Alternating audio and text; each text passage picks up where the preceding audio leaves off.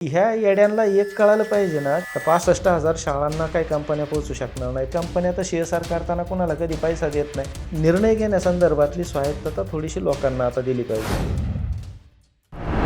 आता मला कंपनीकडे शाळा द्यायच्या चालवायला, याच्याऐवजी जर त्या लोकसहभागातूनच जसं तुमच्या 2 शाळा उभा राहिल्या, त्याच्यात म्हणजे मला फक्त एकच त्याच्यामध्ये विचारायचं आहे, जर त्या लोकसहभागातूनच उभा राहिल्या आणि कंपन्यांनी त्यांना सहकार्य केलं, ज्यांना ज्यांना इच्छा आहे, तुम्ही कंपल्शन तर करू शकत नाही, बरोबर, पण ज्या कंपन्यांना इच्छा आहे शिक्षण क्षेत्रामध्ये आपला CSR फंड वापरायचा आहे किंवा आपण काम करायचं, तर तो जर सहयोग आला तर त्या शाळांना एक मोठी उभारी येण्यासाठी किंवा तिथं टेक्निकल गोष्टी येण्यासाठी, काही सपोर्ट स्टाफ येण्यासाठी ही मदत होऊ शकते आणि ती खूप सकारात्मक असू शकते आणि ते शाळेला उंचीवर नेण्यासाठी फायदेशीर सुद्धा ठरू शकते. याच्याविषयी काय वाटतं तुम्हाला? जो काही एक पार्ट मिस झाला होता मधल्या टप्प्यामध्ये, लोकसहभाग कसा, कोणत्या आपण फक्त आर्थिक स्वरूपाचा लोकसहभागाचा इथून पाठीमागे विचार करत होतो, पण लोकसहभाग हा सर्वांगीण असतो. प्रत्येक क्षेत्रामध्ये, प्रत्येक अंगामध्ये लोकांचा सहभाग शाळेच्या असला पाहिजे. तो एक जर घेतला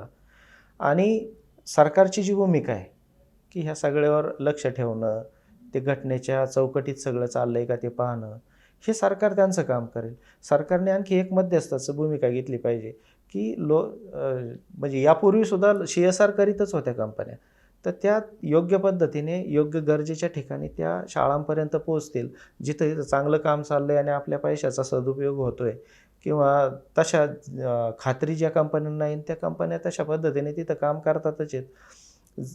निर्णय घेण्यासंदर्भातली स्वायत्तता थोडीशी लोकांना आता दिली पाहिजे लोकसहभागातल्या.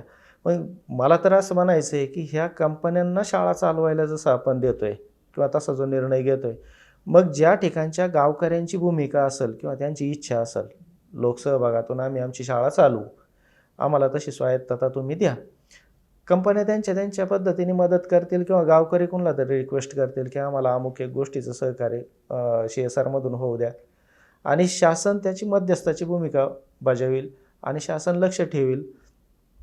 शेवटी कंपन्यांना द्यायचं काय? कंपन्या तर महाराष्ट्रातल्या 65,000 शाळा आहेत सरकारी, त्या 65,000 शाळांना काही कंपन्या पोहोचू शकणार नाहीत. हे पण तेवढंच निर्विवाद सत्य आहे.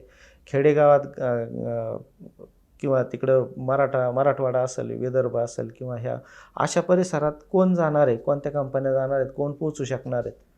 मग जर समजा असं एक मॉडेल उभं राहिलं की जसं वाबळेवाडीकरांची भूमिका आहे, ती वाबळेवाडीकरांनी तसा ठराव घेतला आहे की आमची शाळा आम्हाला चालवायला द्या म्हणून, तर अशा पद्धतीच्या भूमिका घेऊन जर शेवटी जबाबदारी ते घेत आहेत, जशी कंपनीला तुम्ही सोपवताय तर मग गावकरी जबाबदारी घेत आहेत, तर गावकऱ्यांना ते घेऊ द्या. खूप चांगल्या पद्धतीने एक एक प्रयोग उभा राहील आणि इकडं कंपन्या शाळा चालवण्याच्या संदर्भात जे काही एक त्याचा निगेटिव्ह इम्पॅक्ट पण आता आपल्याला याच्यामध्ये दिसतोय, मीडियामध्ये दिसतोय की शाळा विकल्या, लिलाव केले, कंपन्यांना दिल्या. त्याच्यापेक्षा ज्यांच्या शाळा आहेत, ज्यांची पोरं शिकतात, त्या गावाला चालवायला दिल्या तर ते खूप चांगलं मॉडेल उभं राहू शकतं. त्याला काय काय अजून टेक्निकली त्रुटी असू शकतील, त्या त्रुटी आपण तज्ज्ञ माणसांना लावून, आणि निवळ तज्ज्ञ पण नको, गावकऱ्यांना पण त्याच्यामध्ये बसवलं पाहिजे, त्यांच्या भूमिका समजून घेतल्या पाहिजे. मुलं त्यांची शिकणार आहेत, बरोबर, आणि शिक्षकांच्या पण भूमिका याच्यामध्ये विचारात घेतल्या पाहिजेत. तर हे थेट मग बाकी सुपरविजन सिस्टीममधल्या त्रुटी तिथं दूर होऊ शकतात. निर्णय ॲडमिनिस्ट्रेटिव्ह लेवलवरच्या त्रुटी तिथं दूर होऊ शकतात. ह्या जी पारदर्शकता एक आवश्यक असते, ती पारदर्शकता तिथं थेट येऊ शकते. कंपन्यांनी CSR करायचं आहे, कंपन्या तर CSR करताना कोणाला कधी पैसा देत नाही. आमच्या वाबळेवाडीच्या संदर्भात म्हणजे बदनामी करतानाचे मला आता ती काही वाक्य आठवतात. कोट्यवधी रुपये यांना दिले. ह्या येड्यांना एक कळायला पाहिजे ना की CSR कधी कोणाला पैसे देत नाही, कंपन्या कोणाला पैसे देत नाहीत कधीच. ज्या आवश्यक गोष्टी आहेत त्या उभ्या करून देतील, वस्तुरूपात किंवा वस्तुरूपात देतील, त्यांची एजन्सी लावून बांधकाम करून देतील.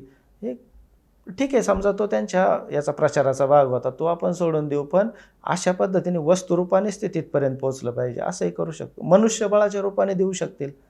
आज आर्टिफिशियल इंटेलिजन्सचा काळ आहे. पुढचे 10-20 वर्षाचा जर आपण विचार केला तर आज आपण ते चित्रसुद्धा रंगवू शकत नाही. सगळं इतकं अफाट वेगाने सगळं पुढं चाललंय.